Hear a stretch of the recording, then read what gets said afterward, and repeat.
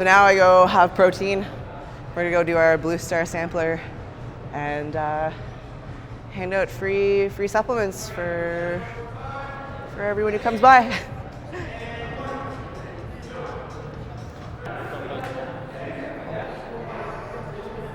to Montreal sometime? No? Have you seen? Shake. Just because I don't want. Blue Star, vanilla, 30 grams of protein per scoop. Like my parents really wanted to make sure, like, because I'm adopted, right? They really wanted to make sure that like, I didn't feel weird. My parents really kind of tried to like push the whole like Korean culture on me. So I did like Taekwondo, cooking school, Korean school, all that stuff, and then yeah, just quickly switched over to bodybuilding when I got the chance. Compared to figure or bikini, like I'm not a bikini competitor.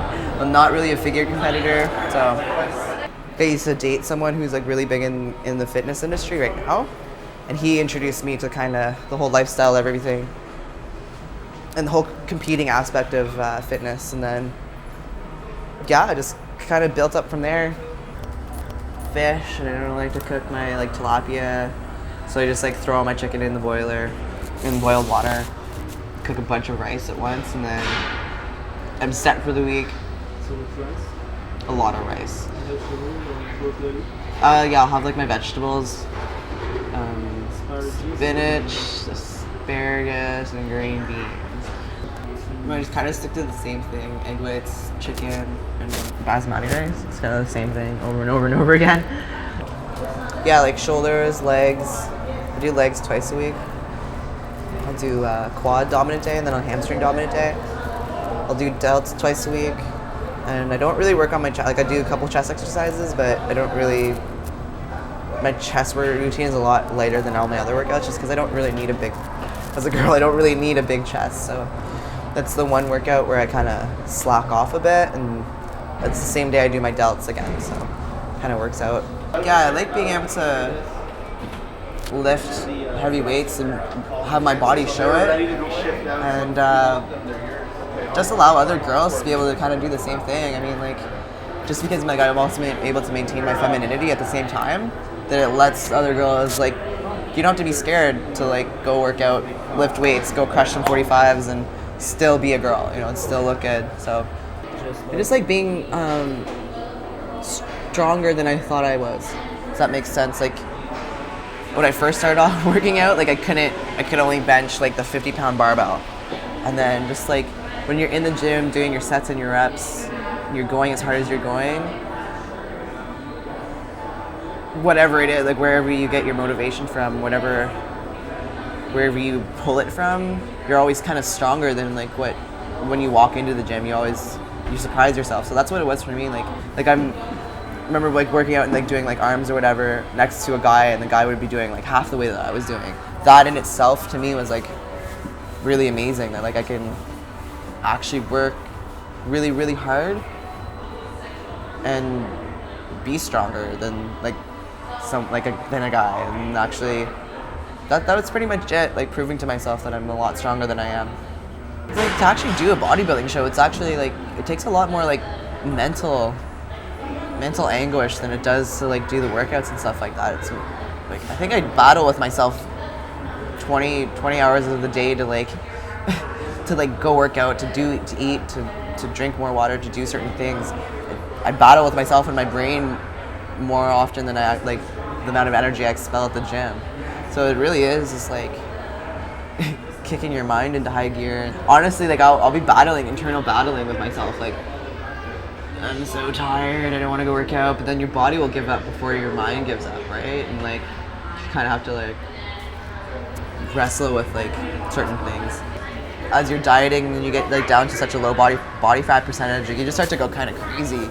Your mind starts to tell you certain things, and your body starts to feel a certain way, so then your mind will tell you certain things. So you just kind of have to like stick to the game plan, and like the strengths and where you derive your strength from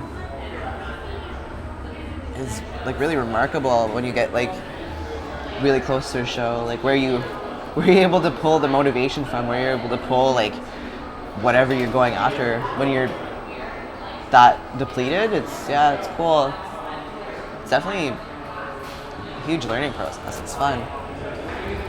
I just like I just like working out. That's like really what it was. I like working out, and then I work well under pressure.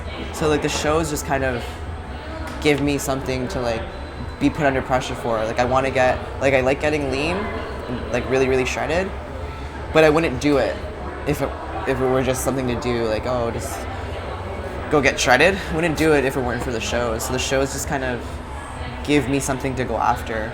So it just kind of puts me under pressure. No, like I totally thought for my May show, everything was lined up. Everything was perfect. Like politics were perfect.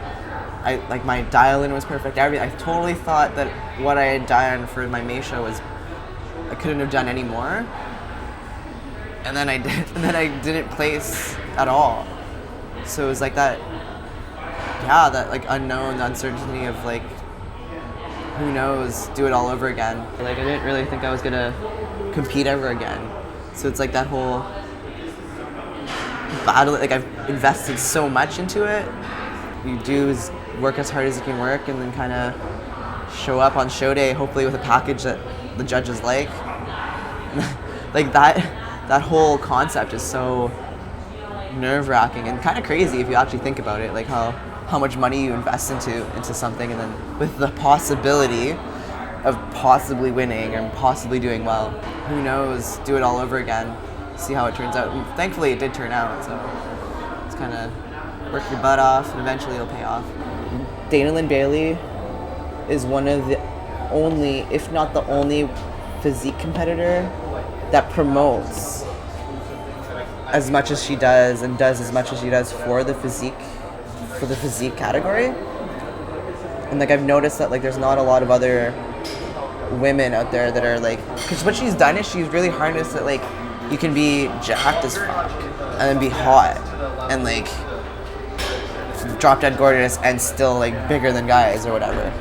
So she's really harnessed that market, and I've noticed that it's really empowered a lot of other women to kind of follow the same thing, including myself. But for Canada, there's no one like that. So I've really that's what I've wanted to do, is take up that market become like the next Asian DLB thing. So In Canada. yeah, but in Canada. And I think that's why Blue Stars picked me up, because they've recognized that. And like just the amount of traffic that I got on my page from like what I've been doing. And like the response, the bigger I get, the more shredded I get, the more public likes it, the more my fans are like into it. And then it's the more what suits my lifestyle and what suits my personality. So